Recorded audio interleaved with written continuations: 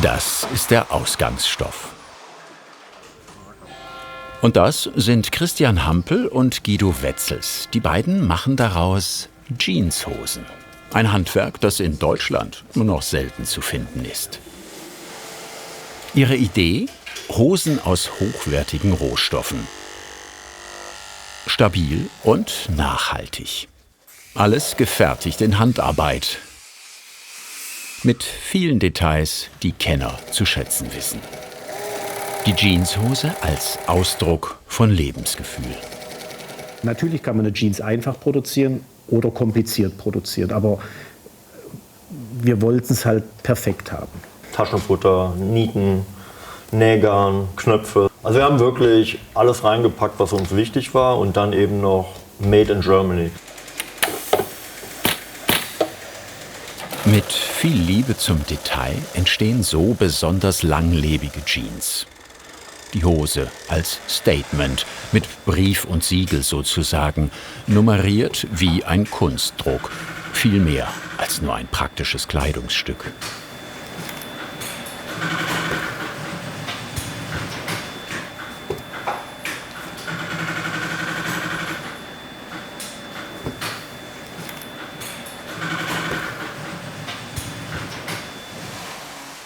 (100% Baumwolle, nicht vorgewaschen. Das ist der Stoff, aus dem später eine Jeans wird.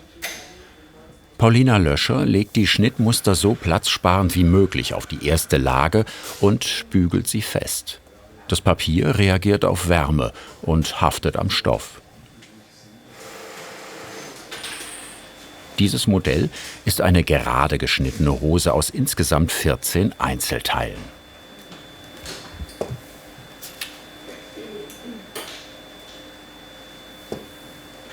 Also wenn ich jetzt alles aufgebügelt habe, dann ziehe ich mir das genau hin, wo ich es abschneiden möchte.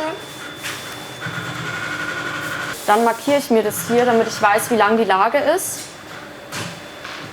Und dann wird das abgeschnitten.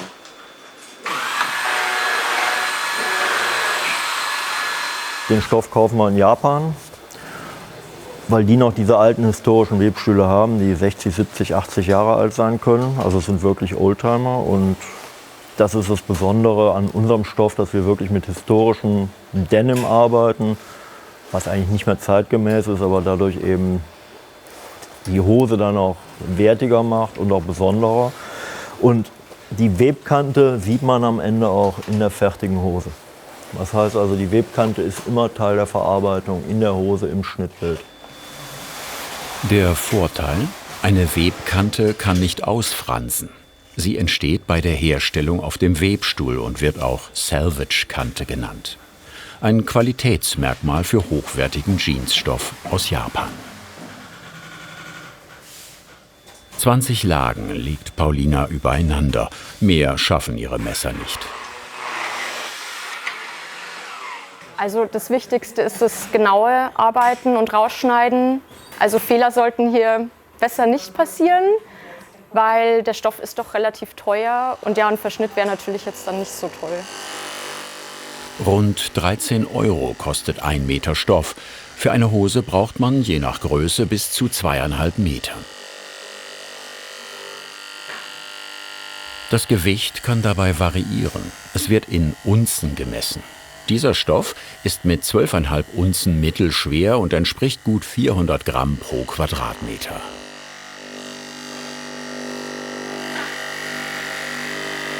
Also das Handwerkliche macht mir schon sehr viel Spaß und das genaue Arbeiten, dass man sich dann auch wirklich konzentrieren muss und bei der Sache bleiben muss. Und dass im Endeffekt daraus dann einfach ein fertiges Produkt entsteht, also eine Hose. Also dass ich den Anfang mache, finde ich schon sehr schön, gefällt mir gut. Eine Blue Jeans ist heute ein Must-Have und hängt in fast jedem Kleiderschrank. Die Bezeichnung für das Ausgangsmaterial ist hingegen weniger bekannt. Der Stoff, aus dem eine Jeans gemacht wird, heißt Denim und Denim ist eigentlich eine Wortschöpfung verenglischt worden. Das hieß früher, der Stoff kam aus der Stadt Nîmes, wurde in Frankreich gewebt. Und dann wurde die Ware verschifft nach Amerika und auf den Rollen stand halt dann drauf Denim. aus Nîmes, aus der Stadt Nîmes. Und das ist im Englischen dann eben verballhornt worden zu Denim. Das ist wirklich der verbürgte Ursprung und die Erklärung für dieses Wort. Nach dem Zuschnitt geht es los. Erste Station, die Hinterhose. Nächste Arbeit.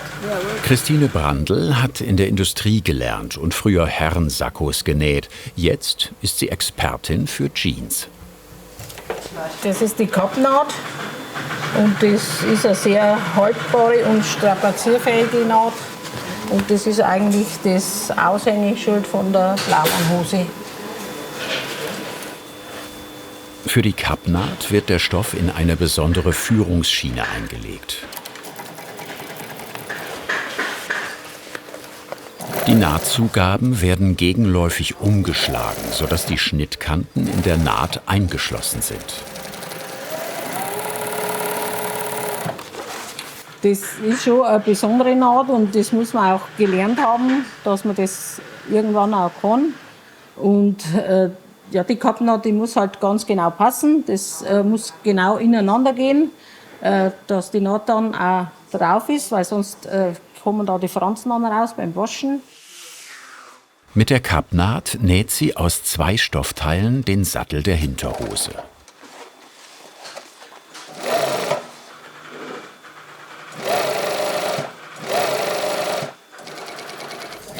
Heraus kommt eine doppelte, zweifarbige Naht.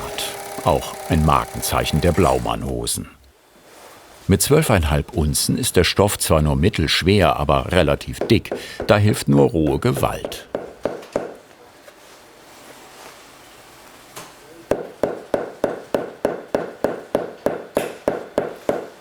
Ich muss es total platt machen, weil der Stoff, da wo dann die Stelle, wo zusammengenäht wird, da liegt der Stoff dann 8-fach.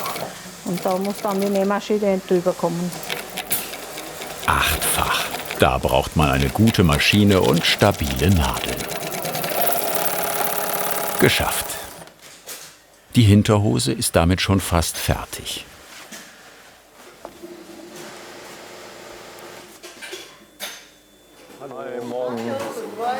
Guido Wetzels und Christian Hampel kommen eigentlich aus Baden-Württemberg. Regelmäßig statten sie der Näherei in Bayern einen Besuch ab. Seit 2013 lassen sie hier ihre Hosen fertigen. Die natürliche Abnutzung essentieller Teil ihrer Philosophie. Der Gag unserer Hosen ist, dass also eine Hose, die so verkauft wird, irgendwann beim Kunden so aussieht. Das heißt also, das Thema Waschen gibt es bei uns nicht, das entsteht durch das tägliche Tragen. Der Kunde trägt also seine Hose selber ein und bestimmt damit auch ein bisschen die Optik. Während die klassische Industrie-Jeans von den typischen Marken, die es halt gibt im Geschäft, die Waschung für den Kunden vorwegnehmen und er kauft dann eine dunkel gewaschene, hell gewaschene Hose mit vielen Effekten, mit Löchern oder auch nicht. Und das gibt es eben bei uns nicht. Bei uns ist die Hose eben jungfräulich, ungewaschen und der Job des Kunden ist, die selber anzutragen. Als nächstes kommen die Gesäßtaschen dran. Kerstin Gleixner versäumt den Tascheneingriff mit einer dekorativen Doppelnaht. Für die kleinen Größen haben wir eine kleinere Form, dann gibt es eine mittlere Form, die sind die Größen dann 31 bis 34. Und die Größen 36, 38 sind noch ein Stück größer, dass sie an die Hinterhose angepasst sind, dass sie von der Optik her genauso ausschauen wie die kleinen. Dann passen später auch die Proportionen. Mit Schneiderkreide zeichnet sie die Stellen an, wo das Innenfutter angenäht wird. Diese Verstärkung, ein praktisches Extra, das Löcher in den Taschen verhindern soll, die durch Geldbeutel oder Telefone entstehen. Das Gesäßtaschenfutter sollte eigentlich von der Naht her genauso aussehen wie der Tascheneingriff. Und der wird halt blind genäht. Ich nähe praktisch von der Seite oben und mache es mit Gefühl entlang, dass das eine Parallelität hat auf der Gesäßtasche dann. Sehr spannende Geschichte, braucht man ein bisschen Übung. Anschließend werden die Ränder umgeklappt und gebügelt. In der Lehrzeit haben wir gelernt, gut gebügelt ist halb genäht. Und das ist heute noch so wichtig, weil jede gebügelte Naht ist viel leichter zum Nähen, als wie wenn man es von Hand hindrücken muss. Darum ist Bügeln sehr wichtig. Wichtig sind auch die Gürtelschlaufen. Die werden vom Seniorchef Reinfried Löscher persönlich gefertigt, am laufenden Band.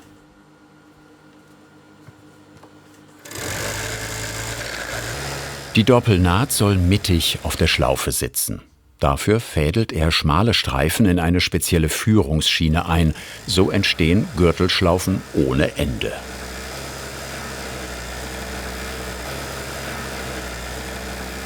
Die müssen noch auf die richtige Länge gebracht werden an der Bandsäge. Pro Hose 5 Schlaufen, da kommt einiges zusammen. Als wir angefangen haben, war das ja eigentlich eine Idee, dass wir sozusagen uns ein bisschen verwirklichen. Und wegen den paar Hosen, die wir produzieren, wollten wir also nicht ins Ausland gehen.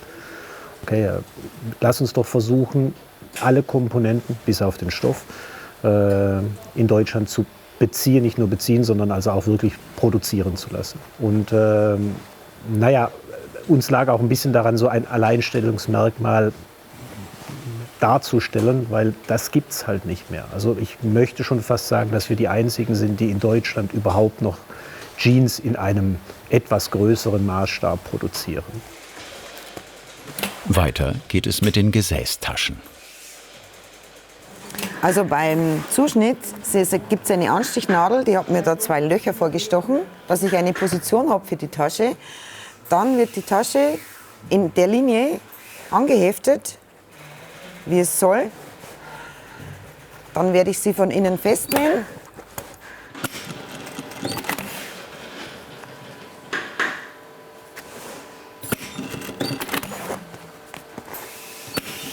Einfach nur zur Sicherheit. Dann wird sie festgenäht und die Fäden werden dann von außen wieder entfernt.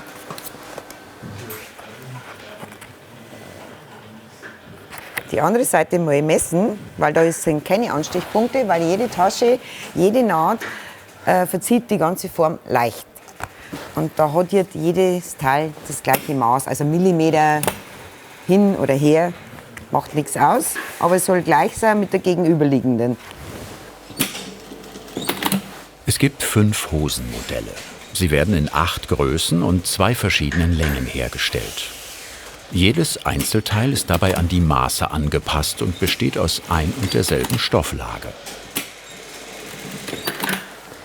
Muss ich noch die Hose messen, ob die Taschenhöhe und der Sattel gleich ist, dass das auch eine Höhe ist von der Linie her. Und wenn das passt, gehen wir zum nächsten Schritt. Der nächste Schritt ist eigentlich ein Gimmick. Die verdeckte Gesäßtaschenniete. Sie macht die Tasche besonders haltbar, wird aber nachher gar nicht mehr zu sehen sein.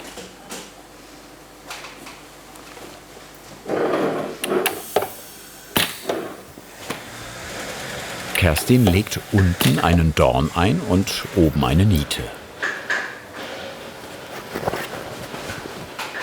Die Maschine verbindet beide Teile und den Stoff dauerhaft. Die verdeckte Niete ist einfach ein Zeichen für Manufaktur, weil man kann eine Gesäßtasche mit einer verdeckten Niete nicht einfach so auflegen und dann mit dem Automaten draufnageln. Das ist wirklich Manufakturschritt, weil man eben sonst die Nadel abbricht, wenn man an die Niete kommt, die verdeckt ist. Und deshalb haben wir es gemacht. Wir haben es wirklich nur gemacht, weil der Jeans-Kenner weiß, es ist Manufaktur in dem Moment, wo es eine verdeckte Gesäßtaschenniete hat. Die Näherei ist klein. Ein Mann und 6 Frauen arbeiten hier. Jede Jeans geht durch mehrere Hände. Eine Automation gibt es nicht. Für Kerstin kommt nun ein eher komplizierter Schritt. Sie muss die Tasche mit der verdeckten Gesäßtaschenniete auf der Hinterhose festnähen. Da wegen der Niete keine Doppelnaht möglich ist, beginnt sie mit einer einfachen Naht.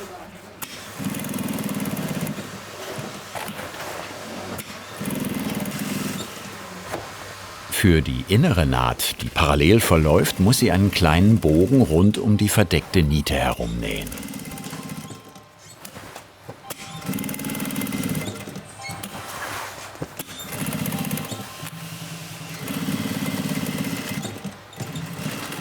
Jahrelange Übung macht's möglich. Im selben Arbeitsschritt werden auch die Gürtelschlaufen angebracht. Einmal kurz hin und her steppen und 3 der 5 Schlaufen sind dran. Sie werden später mit dem Bund richtig befestigt. Damit ist die Hinterhose fertig.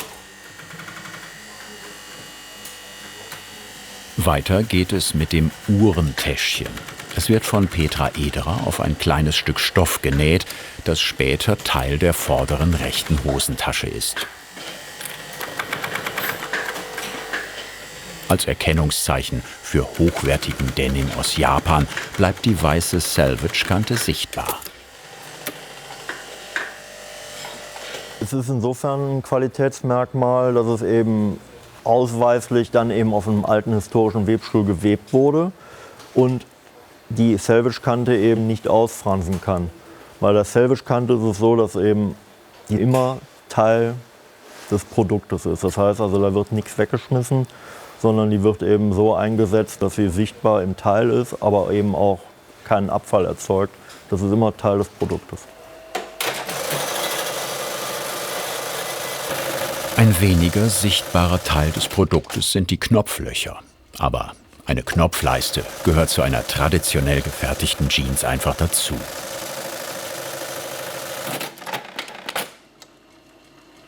Unsere Hose braucht in der Herstellung, so wie wir hier arbeiten, zwischen 1 und 1,5 Stunden. In der Industrie sind es 15 Minuten. Und das erklärt auch dann schon ein bisschen den Preis. Um die 270 € kostet eine Blaumann-Jeans, in der über 50 Arbeitsschritte stecken und fast 30 € für den Stoff. Nachdem Petra die Taschenbeutel angebracht hat, kommt der Verschluss dran. Los geht's mit dem Untertritt, also dem Teil, auf dem später die Knöpfe sitzen.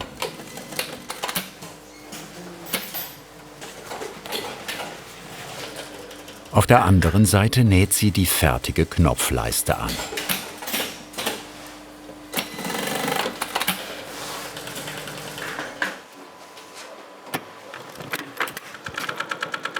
Dann macht sie noch eine runde Naht, die alles zusammenhält. Ich habe jetzt praktisch die Vorderhosenteile einmal Untertritt herangenäht, einmal Knopfleiste herangenäht, abgesteppt und dann die Hose geschlossen. Das Schließen ist eine recht frickelige Angelegenheit. Damit die Naht zwischen den beiden Vorderteilen wie eine Doppelnaht aussieht, näht Petra an dieser Stelle einmal hin und wieder zurück.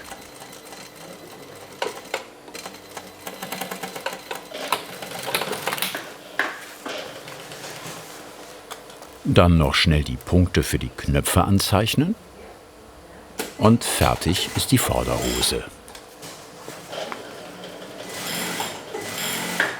In den großen Industriebetrieben sitzen die einzelnen Näherinnen immer an einem Arbeitsgang. Die werden nicht ausgetauscht. Und hier, das macht die Arbeit hier vielleicht auch noch etwas interessanter als in großen Industriebetrieben, ist das halt wirklich die Näherinnen flexibel eingesetzt werden können und sie wirklich auch komplett eine Hose selbst nähen könnten. Und von daher ist uns die Handarbeit und ich sage mal das Know-how dieser Näherinnen unheimlich wichtig. Anschließend werden die Hinter- und Vorderhosen zusammengenäht. Rosmarie Mehltretter arbeitet schon seit 45 Jahren in der Näherei und will auch nach ihrem Ruhestand noch weitermachen.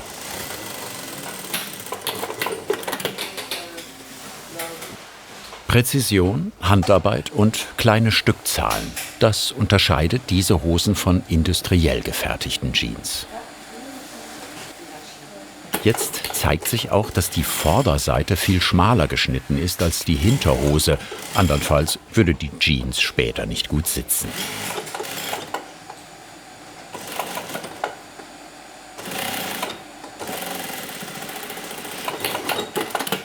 Hose ist beisammen, ab zur nächsten.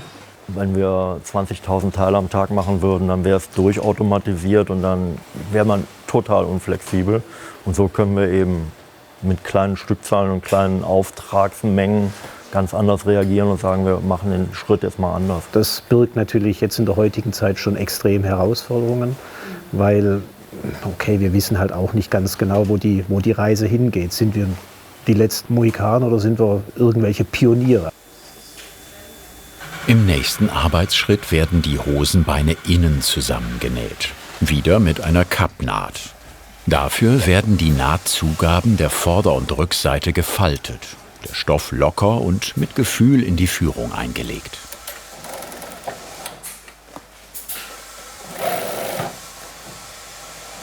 Beim Nähen muss Christine Brandl aufpassen, dass die Naht sich nicht verzieht und kein Drehbein entsteht.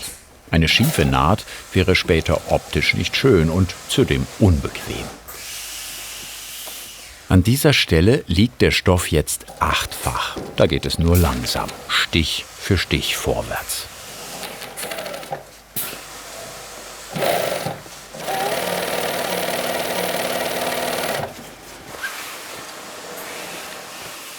Und? Ist die Hose gut geworden? Ja, ich mag eigentlich schauen, dass ich eigentlich bei jeder Hose das Gefühl habe, dass die gut geworden ist. Ich fühle mich da ganz gut eigentlich und ich muss auch sagen, das ist mein Hobby und mein Beruf. Also ich mache das unheimlich gern. Anschließend wird der Saum umgenäht. Da die Hosen aus 100% Baumwolle bestehen und nicht vorgewaschen sind, dürfen die Beine nicht zu kurz sein.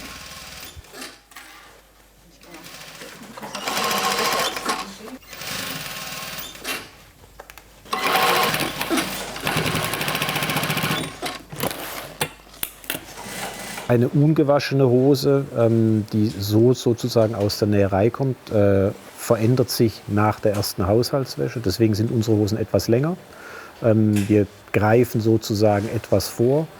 Nach der ersten Wäsche geht die Hose ca. 3% ein in der Länge. Es gehört dazu, wenn man sich für eine ungewaschene Hose entscheidet. Man trägt die Hose mit Umschlag, einfach auch um die Kante zu zeigen. Dass die Jeans innen heller sind als außen, das liegt am Webmuster des Stoffes, auch Köperbindung oder Twill genannt. Und natürlich an der besonderen Farbe, dem Indigo-Blau. Das Problem ist eben immer schon gewesen, Farbstoff, der war teuer. Das war aber eigentlich der beste Farbstoff, den es gab, weil er halt dunkel war. Und eine Arbeitshose sollte halt dunkel sein, damit man nicht jeden Fleck sieht, auch damals schon. Und dann ist man eben auf die Idee gekommen, dass man nur noch ein Fadensystem von den beiden, wir haben Kette und Schuss als Fäden, die verwebt werden. Und da hat man eben gesagt, wenn ich nur noch ein Fadensystem, die Kette färbe und danach mit einem weißen Schuss verwebe und dann eben aufgrund der Bindung 3-1 sehe ich eben auf der rechten Warenseite nur die blaue Kette und auf der linken Warenseite sehe ich eben den dominanten Schuss und damit spart man einfach Pi mal Daumen 50% des Farbstoffes. Die 3:1 Bindung erzeugt die typisch schrägen Rippen des Denim-Gewebes.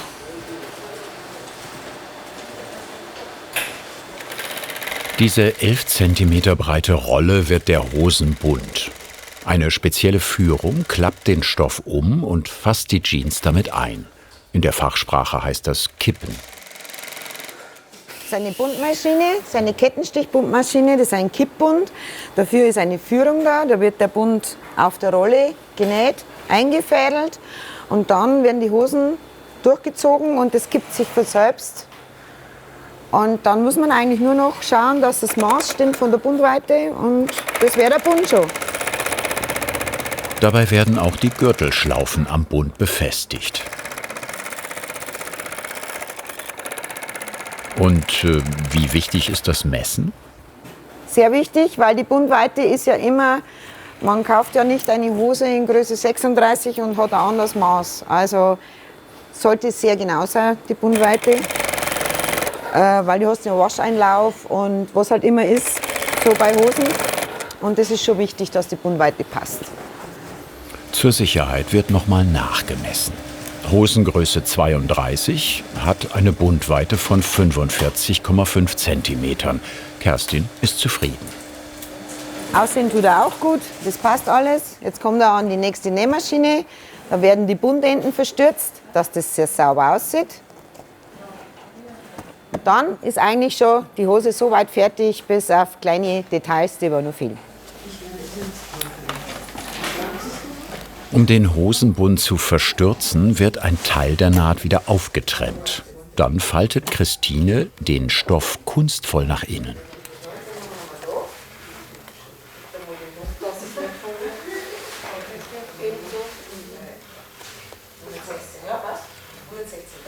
Anschließend näht sie den Sturz mit der Maschine ordentlich zu.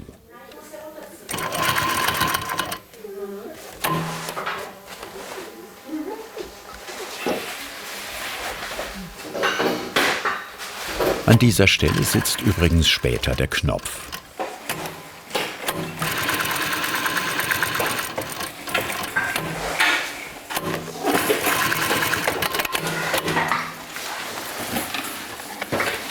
Bei den Blaumann-Hosen bekommt jede Jeans noch ein individuelles Lederetikett mit einer Stück- und einer Seriennummer.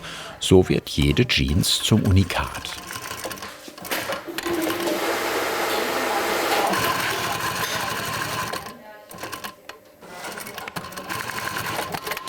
Wenn das Etikett angenäht ist, verriegelt Margit Kerscher die Gürtelschlaufen, sodass die Hose später auch ordentlich was aushält.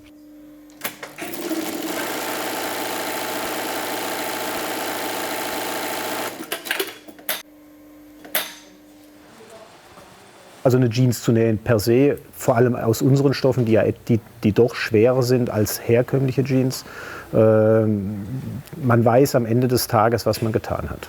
Man spürt also seine Finger und man ist müde. Es ist also schon auch eine körperliche Arbeit. Ja. Dann macht der Seniorchef Reinfried Löscher das Knopfloch in den Hosenbund.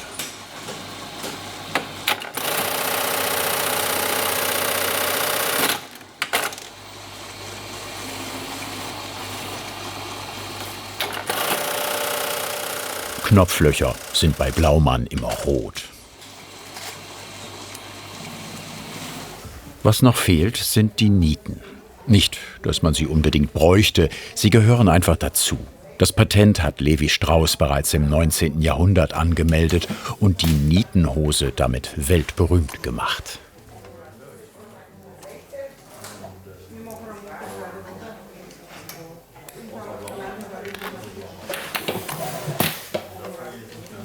Die Nieten sind eigentlich heute nur noch Zierde. Also es ist damals gemacht worden, um die Nähte zu verstärken, aber eigentlich braucht es die Nieten nicht mehr. Aber das ist ein Standard, der eben bei allen Jeans von allen Marken beibehalten wird. Und ohne Nieten wäre die Hose halt keine klassische Jeans. Fehlt nur noch der Knopf.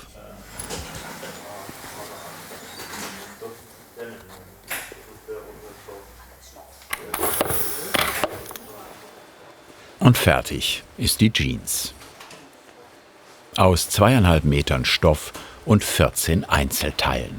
Mit verdeckten Gesäßtaschennieten und natürlich der Selvage-Kante. Stellt sich noch eine Frage. Warum verblassen Jeans eigentlich überhaupt? Der Umstand, dass die Hose heller wird mit der Zeit, liegt daran, dass eben die blau gefärbte Kette, der Kettfaden, nicht durchgefärbt ist. Das heißt, man hat eben die Kette gefärbt, bevor man verwebt hat. Und das hat man nicht wirklich gut damals hinbekommen. Und dadurch haben wir nie eine Durchfärbung gehabt, sondern nur eine sogenannte Mantelkernfärbung. Die Außenhaut des Garns war blau und der Kern war immer weiß. Und das heißt, wenn ich dann über den täglichen Abrieb, das Arbeiten und das Bewegen, schrubbe ich halt mit der Zeit, mit dem Tragen, die Farbe runter vom Garn und dann kommt der weiße Kern zum Vorschein. Und dadurch wird eine Jeans immer heller. Das ist bei allen Jeans so. Bis zu einem Jahr dauert es, bis die Tragespuren sichtbar werden. Ein langer Weg, der sich lohnt. Dafür hat man dann seine ganz individuelle Jeanshose.